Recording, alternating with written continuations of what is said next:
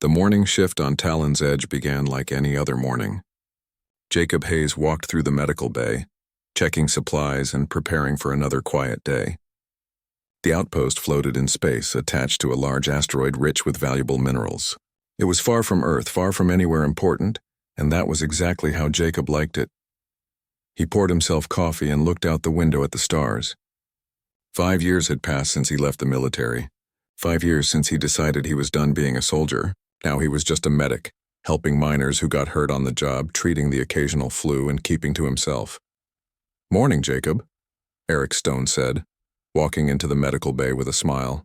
Eric was the outpost's research scientist and one of the few people Jacob considered a friend. They had met 3 years ago when Eric arrived on the station, and somehow the talkative scientist had broken through Jacob's quiet walls. "Morning," Jacob replied. "You are up early. Could not sleep." "I was thinking about the samples from Sector 9. The mineral composition is really unusual." Eric grabbed a coffee cup and filled it. "Want to see the data after your shift?" Jacob nodded.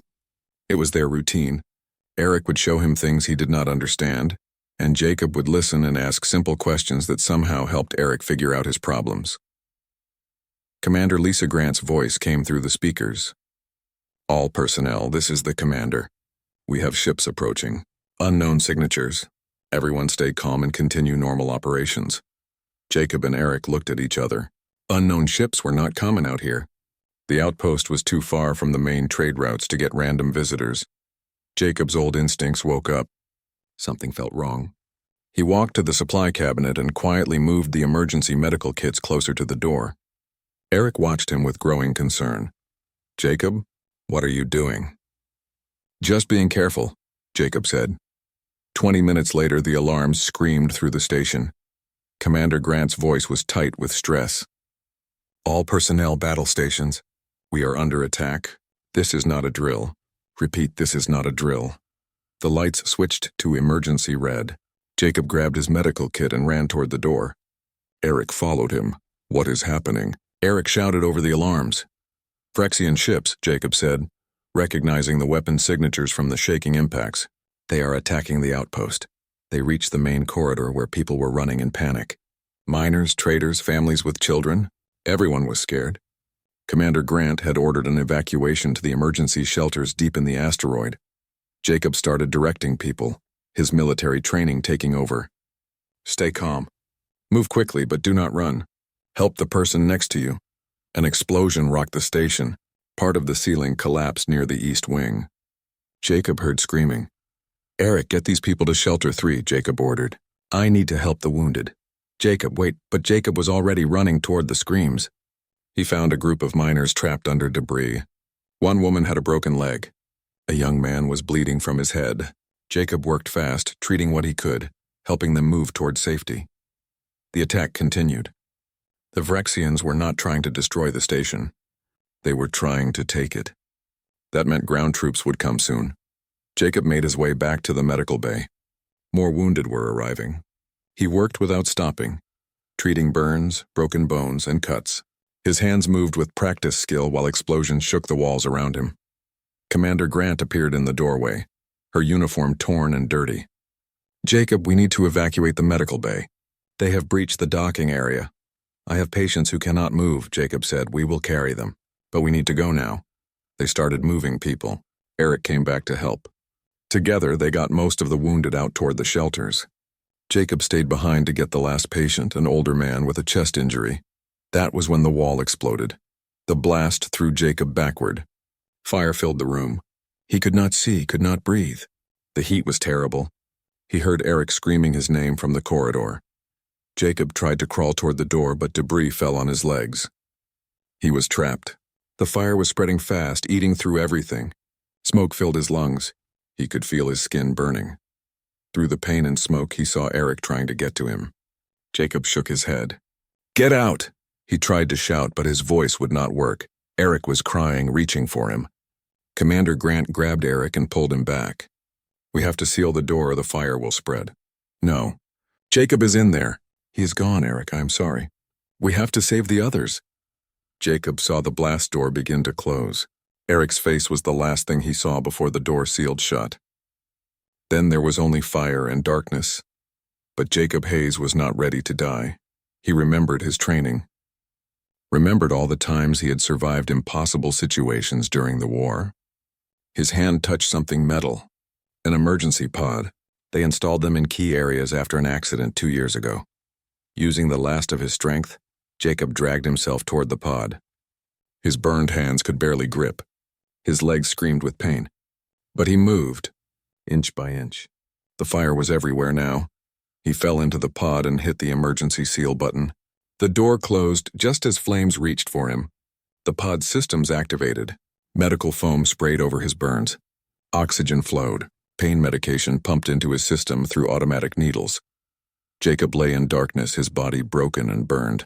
The pod's computer voice told him his injuries were severe. 3rd-degree burns over 30% of his body, smoke damage to his lungs, multiple fractures, blood loss. The computer asked if it should put him in medical sleep. Jacob wanted to say yes. He wanted the pain to stop. But he pressed the button for no. If he slept, he might not wake up. And he needed to wake up. He needed to know what happened to his crew. The pod kept him alive. Barely. Hours passed in agony. He drifted in and out of consciousness. Sometimes he heard sounds outside. Voices speaking in the harsh language of the Vrexians. They had taken the outpost, his crew was captured. His friends were prisoners. And everyone thought Jacob Hayes was dead. He lay in the dark pod, burned and broken, and made himself a promise. He would heal. He would get out, and he would make the Vrexians regret the day they attacked his home. The pain was terrible, but Jacob had felt pain before. He had survived worse. He was a human, and humans were good at one thing above all others. They refused to die. 3 days passed in the emergency pod. 3 days of pain and healing. The pod's medical systems worked constantly, keeping Jacob alive, repairing what they could. He rationed the supplies carefully. The water would last another 2 days. The medical gel was almost gone. Jacob forced himself to stay awake as much as possible. Sleep was dangerous. If he slept too deep, he might not wake up. So he lay there, listening to the sounds outside the pod. Vrexian voices. Heavy footsteps. The hum of their equipment. On the 3rd night, the voices moved away. Jacob waited another hour, then opened the pod. The medical bay was destroyed. Burned walls. Broken equipment. Everything covered in black soot. Jacob pulled himself out of the pod, his body screaming with every movement. His burns were healing but still raw. His legs barely supported his weight. He found a broken mirror and looked at his reflection. The right side of his face was scarred from burns. His right eye was clouded but still worked. His hands were wrapped in synthetic skin from the pod. He looked like he had died and come back wrong. Good, he thought. Let them think there are ghosts here. Jacob searched the ruins of the medical bay. Most supplies were destroyed, but he found some things the Vrexians had missed. Pain medication, bandages, a few tools. He also found his old military knife, the one he kept hidden in his desk.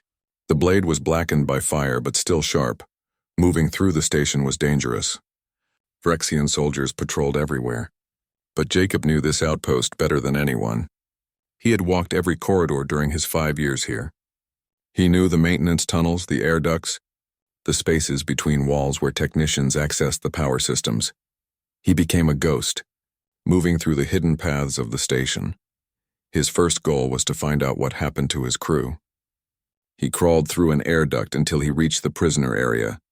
Looking down through a vent, he saw them. Commander Grant, Eric, Zara Quinn, the young engineer. At least 40 others, all locked in what used to be the cargo bay. Vrexian guards stood at every door. Their commander, a tall alien with dark scales and cold eyes, walked among the prisoners. Jacob heard him speak in heavily accented human language. "You will tell us where the other mineral deposits are," the commander said. "Or you will watch your crew die one by one." Commander Grant stared at him. "The deposits are marked on the public charts. We have nothing to hide." The Vrexian commander hit her. Grant fell but did not cry out. Jacob's hands tightened on his knife. Not yet, he told himself. Wait, plan. He watched the guards change shifts, counted their numbers, noted their weapons and patrol routes. Then he crawled back into the darkness. Over the next 2 days, Jacob became something new. He could not fight them all directly. He was one man, injured and barely able to walk. But he had spent years in the military learning how to fight when outnumbered. How to turn a station's own systems into weapons. He started small. A guard would find his weapon missing when he woke up. Another would get locked in a storage room when the door malfunctioned. Jacob raided their supply caches at night, taking food and equipment. He left the Vrexian bodies where he found them, unconscious but alive. He was not a killer. Not anymore, but he would do what was necessary. Jacob found a workshop in the abandoned section of the station. Here he built his armor from scraps, plates of metal from the walls, padding from old uniforms. It was crude but effective. He also made a mask from a piece of hull plating, bending and shaping it until it looked like a skull. It would hide his scarred face and make him look like something from a nightmare.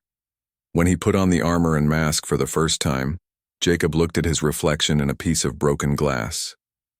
He did not look human anymore. He looked like death itself. Perfect. The Vrexians called him the Reaper after the first real attack.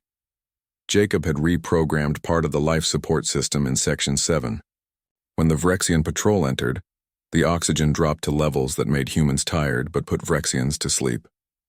They woke up hours later, stripped of weapons and equipment, locked in their own storage room. The attacks continued. Jacob hit them from the shadows, always moving, never staying in one place. He learned their language by listening to their communications. He learned their fears by watching how they reacted. They were scared. These soldiers had come expecting an easy victory over weak humans. Instead, they were being hunted by something they could not catch or kill. Zara Quinn was in the ventilation system when she first saw him. She was trying to escape, crawling through the ducts when she heard fighting below. Looking down through a vent, she saw a figure in makeshift armor fighting 3 Vrexian soldiers. He moved like water, fast and smooth. He used their size against them, ducking under their swings, striking at weak points in their armor. In less than a minute, all 3 were unconscious. The masked figure checked each one, making sure they were still breathing, then disappeared into the shadows. Zara followed him carefully. She watched him move through the station like a ghost, always staying in the dark places, avoiding cameras and patrols. He went to a hidden workshop and removed his mask. Zara gasped, the scarred face, the burned skin. She knew that face, even damaged. That was Jacob Hayes. The medic everyone thought was dead. Before she could speak, a Vrexian patrol found her position. She ran, but they were faster. They cornered her in a dead-end corridor. Zara grabbed a piece of pipe, ready to fight even though she knew she could not win. Then he was there. The Reaper appeared behind the Vrexians like death itself. He moved through them with terrible efficiency. Not killing, but stopping them. Breaking bones, crushing weapons. In seconds, all 5 soldiers were down. Zara stood there, shaking. The Reaper looked at her, his skull mask reflecting the emergency lights. "Are you hurt?" His voice was rough, damaged by smoke and fire. "Jacob," Zara whispered. He went still. Then he shook his head. "Jacob Hayes died in the fire. Stay hidden. Help is coming. Wait, how do you—" But he was already gone, vanishing into the maintenance tunnel behind them. Zara stood alone in the corridor, her heart pounding. Jacob was alive, and he was fighting back. She made her way back to her hiding spot in the ventilation system. Below, she could hear the Vrexians talking in worried voices. They were scared. Their commander was angry, shouting orders, demanding they find the human who was making fools of them. But how do you catch a ghost? How do you fight someone who knows every corner of the station? Someone who has nothing left to lose?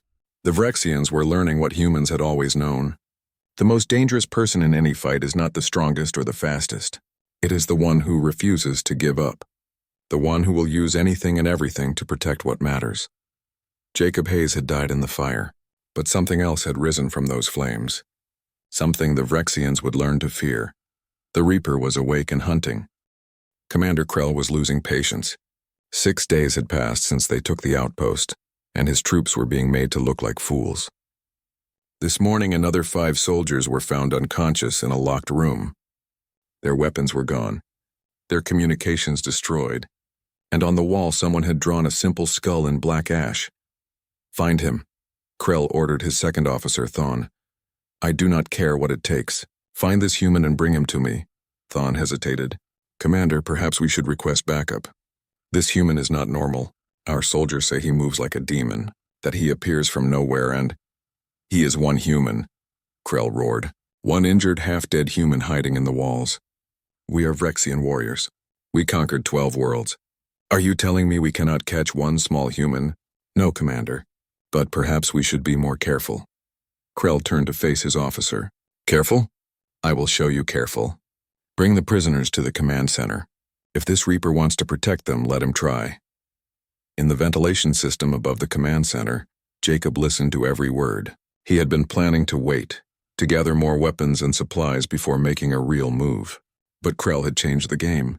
If the Vrexians moved the prisoners, they would be easier to guard, harder to free. Jacob had to act now. He crawled through the ducts back to his workshop.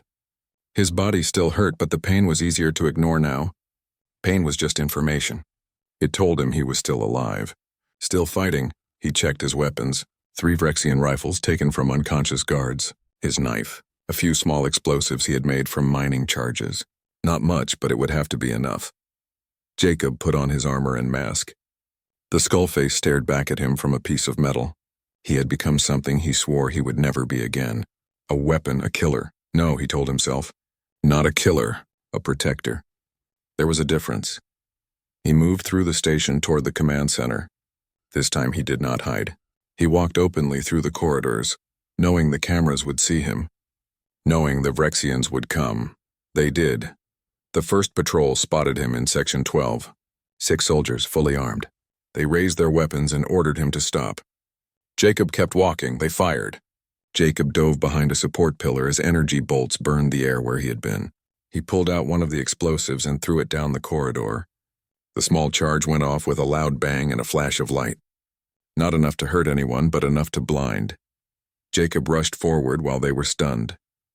He fought hand to hand using their confusion against them. His military training came back like muscle memory. Strike here, block there, use their weight. In 30 seconds, all 6 were down. Jacob took their weapons and kept moving. More patrols came. Jacob fought through each one, always moving toward the command center. He was not trying to kill. He aimed for legs, arms, and joints. The Vrexians fell, wounded but alive. Let them remember that a human had beaten them. Let them tell stories about the Reaper who walked through their forces like they were nothing. Alarms screamed through the station. Krell's voice came over the speakers. All units converge on Section 9. Kill the human on sight. Jacob smiled behind his mask. Good. Let them all come to him. That meant fewer guards on the prisoners. He reached the armory and planted his remaining explosives. Then he sent a signal using a stolen communicator. The charges went off all at once, destroying the Vrexian weapons stored there. Fire and smoke filled that section of the station. More chaos. More confusion. Jacob ran toward the docking bay where the Vrexian ships were attached to the station. He had studied their ships during his days of hiding. He knew where their weapon systems connected to the station's power grid. Using his knife, Jacob cut through control panels and ripped out power cables. Sparks flew. Systems went dark. The Vrexian ships lost power one by one. Without working ships, the Vrexians were trapped on the station. Just like the humans, Krell was screaming orders now. His careful plan was falling apart. One human had disabled his weapons, crippled his ships, and was fighting through his troops like they were nothing. Jacob made his way to the prisoner bay. Only 4 guards were left. They saw him coming and raised their weapons. Jacob did not slow down. He threw his knife, hitting one guard's weapon and knocking it away. Then he was among them. The fight was quick and brutal. Jacob's body was at its limit, his burn screaming with pain, but he pushed through. When the last guard fell, Jacob grabbed the door controls and opened the prisoner bay. Commander Grant stared at him from inside. Behind her, the other prisoners slowly stood up, hope dawning on their faces. "Who are you?" Grant asked the masked figure. Jacob reached up and pulled off his mask. Grant's eyes went wide. "Jacob, but you were—" "We saw you. I got lucky," Jacob said. His voice was rough and tired. "But we do not have time. Krell is bringing all his troops here. We need to move now." Eric pushed through the crowd of prisoners. When he saw Jacob's scarred face, tears filled his eyes. "Jacob," I thought. "I am so sorry we left you." "You did what you had to do," Jacob said. "You saved the others. Now we finish this together." He handed out the weapons he had taken from the guards. "These are Vrexian guns. Point and shoot. Stay together. Protect each other." Zara stepped forward. "I can help. I know the station systems. I can lock down sections and trap their troops," Jacob nodded. "Do it. Commander Grant, take half the group and head to Emergency Shelter 3. Secure it and wait for my signal. Eric, stay with her. What about you? Grant asked. I'm going to have a talk with Krell, Jacob said, putting his mask back on. It is time to end this. Jacob, there are too many of them. Even you cannot. Watch me. Jacob turned and walked back into the corridor. Behind him, the freed prisoners moved quickly, following Grant's orders. They were scared but determined. They had seen what one human could do when pushed too far. Now they would show the Vrexians what happened when you attacked an entire crew of humans. Krell was waiting in the command center with 20 of his best soldiers. They had sealed the doors and set up defensive positions. They knew the Reaper was coming. Jacob stood outside the sealed command center door. He could use the code Zara gave him to open it, but that would take time. Instead, he walked to a wall panel and ripped it open. Inside were the power conduits for the command center. He pulled out his knife and started cutting wires. The lights inside the command center went dark. Emergency lighting kicked in, casting everything in red. Krell's troops shifted nervously, their weapons pointing at every shadow. Then Jacob's voice came through their communication systems. He had hacked into their network using a stolen command code. Krell, Jacob said, my name is Jacob Hayes. You killed my crew. You took my home. You thought humans were weak. Let me teach you something about my species. He paused. We do not give up. We do not surrender. And we do not forgive. The command center door exploded inward. Through the smoke and fire, a figure walked forward. The skull mask gleamed in the red emergency light. The Reaper had come for their commander, and Krell, for the first time since arriving at Talon's Edge, felt something he had not felt in years. He felt afraid. The fight in the command center was chaos. 20 Vrexian soldiers fired at Jacob as he came through the door. He rolled to the side using an overturned console as cover. Energy bolts burned through the air where he had been standing. Jacob returned fire with his stolen rifle. He aimed for their weapons, their legs, anything to stop them without killing. But these were elite guards. They were trained and dangerous. He fought his way deeper into the room, using every piece of cover, every shadow. His body was screaming at him to stop, to rest, but he pushed through the pain. Behind him, he could hear the freed prisoners engaging other Vrexian troops in the corridors. The tide was turning. Krell watched from the command platform above. Weak humans, he shouted. You think one soldier can defeat us? I have conquered worlds. I have burned entire cities. Jacob looked up at him. Then you should know better than to trap yourself in a room with no escape. He fired at the supports holding the command platform. The metal groaned and twisted. Krell had to jump down as the platform collapsed. Now he stood on the same level as Jacob, his personal shield generator glowing around him. The other Vrexian soldiers backed away, giving their commander space. This was between Krell and the human now. A matter of honor. Remove your mask, Krell demanded. I want to see the face of the human who dies today. Jacob reached up and pulled off his skull mask. The Vrexians who saw his scarred face stepped back. This was not just a human. This was someone who had survived fire and pain and kept fighting. Something in his eyes made even the warriors feel cold.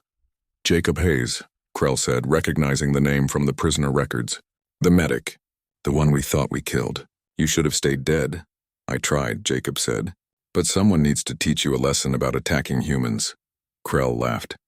You are one man, injured, weak. What lesson can you possibly teach me? Jacob dropped his rifle and pulled out his knife. That we do not need to be strong to win. We just need to be stubborn enough to keep standing when you think we are beaten. He charged forward. The fight was brutal and fast. Krell was bigger, stronger, and protected by his shield. But Jacob had spent 3 years in the border wars fighting Vrexians. He knew their combat style. He knew their weaknesses.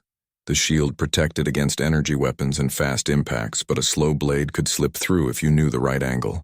Jacob ducked under Krell's clawed strike and drove his knife toward a gap in the shield at the hip. Krell blocked with his arm and they grappled. Krell threw Jacob across the room. Jacob's burned body hit a wall and pain exploded through him. He forced himself to stand. Krell was charging at him again. This time Jacob waited until the last second, then dropped to the floor. Krell's claws tore through the wall where Jacob's head had been. Jacob swept Krell's legs and the big Vrexian fell hard. They fought across the command center. Jacob used speed and knowledge against Krell's strength. Every time Krell thought he had won, Jacob found a way to keep fighting. A human trick learned in desperate battles. A move that should not work but did because Jacob refused to accept defeat. Outside the command center, the battle was turning. Commander Grant and the freed prisoners had secured key sections of the station. Zara had locked down most of the Vrexian troops in areas with no weapons. The few fights that continued were short. The Vrexians had lost their will to fight. Their commander was trapped. Their ships were disabled. And the humans they thought were helpless had risen up with fury. Back in the command center, Jacob and Krell circled each other. Both were bleeding. Both were tired. But Jacob's eyes never wavered. "Why do you not kill me?" Krell asked. "You have the skill. I have seen you fight. You were a soldier once. Why show mercy?" "Because I'm not a soldier anymore," Jacob said. "I am a medic. My job is to save lives, not take them. But if you threaten my crew again, I will forget that promise." Krell rushed forward one last time. Jacob sidestepped and brought his knife down on Krell's shield generator. The device sparked and died. The shield vanished. Jacob put his knife to Krell's throat. "Surrender. Order your troops to stand down, or I will show you what a human does when you take away everything he cares about." Krell looked into Jacob's scarred face and saw the truth. This human would kill him if necessary, would do whatever it took to protect his crew. Krell had thought humans were weak because they showed mercy. He realized now that mercy from a position of strength was the most terrifying thing of all. "I surrender," Krell said. Jacob stepped back, keeping his knife ready. "Tell your troops to lay down their weapons, now." Krell activated his communicator. "All Vrexian forces, this is Commander Krell. Stand down. Surrender to the humans. We have lost this battle." Across the station, Vrexian soldiers stopped fighting. They laid down their weapons and raised their hands. The humans secured them carefully, treating their wounded, giving them water, showing them the mercy that Krell had never shown anyone. Commander Grant entered the command center with armed prisoners behind her. She saw Jacob standing over Krell, saw the exhaustion in his burned face, and smiled. "Well done, Jacob." Jacob swayed on his feet. The adrenaline was fading. All the pain and exhaustion he had been ignoring came crashing back. Eric rushed forward and caught him before he fell. "I got you," Eric said. "You can rest now." "The crew?" Jacob asked. "All safe." "You saved us, Jacob. You saved all of us." Jacob nodded. Then his eyes closed and he finally let the darkness take him. When Jacob woke up, he was in the medical bay. A real medical bay, not a destroyed one. The lights were clean and bright. Medical equipment hummed softly around him. For a moment, he thought he had dreamed everything. Then he felt the pain in his burns and knew it was real. Eric sat in a chair beside the bed, reading something on a data pad. When he saw Jacob's eyes open, he smiled. "Welcome back. How long?" Jacob asked. 2 days. Your body finally gave up. But you are healing." Eric set down his pad. "Commander Grant sent a distress signal before you woke up. A human rescue ship is 3 hours away. We are going home, Jacob." Jacob tried to sit up, but Eric gently pushed him back down. "Not so fast. You have severe burns, multiple fractures, and exhaustion. You need to rest. The Vrexians? Secured and under guard. Krell is in a locked room. The others are cooperating. None of them want to fight anymore." Eric's smile faded. "Jacob, what you did, how did you survive? How did you fight them all?" Jacob looked at the ceiling. "I just kept thinking about all of you. About how you needed help. I could not let them win. I could not let them hurt you. But the pain, the injuries, pain is temporary," Jacob said. "But giving up is forever. I learned that during the war. Humans might not be the strongest or fastest or toughest species in the galaxy, but we are too stubborn to quit. That counts for something." Eric was quiet for a moment. Then he said, "They are calling you a hero. The crew, they want to give you medals and honors." Jacob shook his head. "I am not a hero. I am just a medic who did his job. Protecting people is what I do. Maybe. But you did it in a way no one will forget. There are already stories spreading through the station. The Reaper who rose from fire, the ghost who saved Talon's Edge." Eric paused. "What happens to Jacob Hayes now?" Jacob looked at his scarred hands. The burns would heal. The scars would fade but never disappear. He had become the Reaper because his crew needed him. But the mask was just metal. The real strength had always been inside him. Inside all humans. "Jacob Hayes keeps doing his job," he said finally. "Taking care of people. Making sure they stay safe. And if someone threatens them again..." He looked at Eric. "Then the Reaper will rise again." The human rescue ship arrived exactly 3 hours later. It was a military vessel called the Guardian, commanded by Captain Andrew Pierce. When Pierce and his troops came aboard Talon's Edge, they expected to find devastation and death. Instead, they found the human crew in control, the station secured, and the Vrexian forces imprisoned. Commander Grant met Captain Pierce at the docking bay. "Welcome to Talon's Edge, Captain. Thank you for coming." Pierce looked around at the damage, the signs of battle, the organized way the humans had secured everything. "Commander Grant, your distress signal said you were under attack." "What happened here?" "We were attacked by Vrexian forces," Grant explained. "They took control of the station and imprisoned us. But we had help. One of our crew refused to give up." "One person did all this?" Pierce asked, not believing. "You will have to see it to believe it, sir." Grant took Pierce and his officers through the station, showing them the battle damage, explaining the events. She told them about Jacob Hayes, the medic who was supposed to be dead. About how he survived and fought back, becoming something the Vrexians learned to fear. They reached the medical bay where Jacob was recovering. He was sitting up in bed now, his burns bandaged, looking tired but alive. When he saw the military officers enter, he tried to stand at attention. Pierce waved him down. "At ease, Hayes. I am Captain Pierce. Commander Grant has been telling me a very interesting story. Is it true you single-handedly retook this station from a Vrexian occupation force?" "I had help, sir," Jacob said. The crew fought back. "I just started things." "He is being modest," Eric said from his chair. Jacob spent a week fighting through Vrexian troops, sabotaging their equipment and freeing prisoners. He disabled their ships and defeated their commander in single combat, all while recovering from injuries that should have killed him. Pierce studied Jacob's scarred face. "You have military training. I can see it in how you move, how you talk. What unit were you with?" Jacob hesitated. "Nightwalkers, sir. Border Wars. I left 5 years ago." Pierce's eyes widened. The Nightwalkers were legendary. Elite reconnaissance soldiers who operated alone behind enemy lines. They were ghosts, shadows. The ones you sent when a mission was impossible. Jacob Hayes had been one of them. "Why did you leave?" Pierce asked. "I was tired of war, sir. Tired of being a weapon. I wanted to help people, not hurt them. But you came back when your crew needed you." Jacob nodded. "They are my family. I would do anything to protect them." Pierce was quiet for a moment. Then he smiled.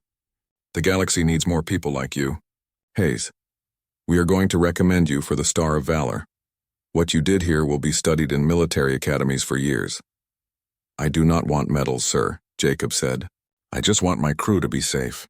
They are safe because of you. That matters." Over the next few days, the station was repaired. Human reinforcements arrived to help. The Vrexian prisoners were loaded onto ships and sent to a neutral station for processing. Krell would face trial for his attack on the outpost. Before he left, Krell asked to speak with Jacob one last time. They met in the secured conference room, guards on both sides. Krell looked smaller now, defeated. His pride was gone, replaced by something that looked almost like respect. "I wanted to say something before I go," Krell said. "I underestimated humans. We all did. We thought because you were smaller, weaker, that you would break easily. I was wrong. You made the mistake of thinking strength is only physical," Jacob said. "Humans are strong in different ways. We protect each other. We refuse to give up. And we remember. Remember what? That even when we are beaten down, burned, and left for dead, we can still rise again. That is what makes us dangerous. Not our weapons or our ships. Our refusal to accept defeat." Krell nodded slowly. "I will tell my people what I learned here. Maybe it will prevent other foolish commanders from making my mistakes." He looked at Jacob's scarred face. "You could have killed me. Many times." "Why did you show mercy?" "Because killing you would have been easy," Jacob said. "Showing mercy, proving that humans are better than their worst impulses, that is harder. That is what separates us from monsters." Krell was led away by the guards. Jacob watched him go, hoping the lesson would matter. The crew held a gathering in the main hall to celebrate their survival. Everyone was there. Miners, traders, families. They had survived because they worked together, because they refused to give up. Commander Grant stood up to speak. "We lost a lot these past few weeks. Our home was attacked. Some of us were hurt, but we survived, and we survived together. I want to recognize the person who made that possible." She looked at Jacob. "Jacob Hayes, come up here." Jacob reluctantly stood up. Eric had to push him forward. The crew applauded as he made his way to the front. Grant held up a piece of metal, bent and shaped into a skull. Jacob's mask. This mask became a symbol, Grant said. A symbol of our resistance, of our refusal to break. Jacob wore it to hide his face and to become something the enemy would fear. But the real strength was never the mask. It was always the man underneath. She turned to Jacob. You saved us all. You fought when fighting seemed impossible. You showed us what humans can do when pushed to the edge. On behalf of everyone on Talon's Edge, thank you. The crowd erupted in cheers. Jacob stood there uncomfortable with the attention, but Eric was grinning beside him and Commander Grant was smiling, and Zara was wiping away happy tears. Speech, someone called out. Jacob took a breath. I am not good at speeches, but I want you all to know something. What I did, any of you could have done. Humans are special not because we are the strongest or the fastest. We are special because we take care of each other. Because when things get dark, we find the light. Because we refuse to let fear win. He held up the mask. This is just metal. The real Reaper is not one person. It is all of us.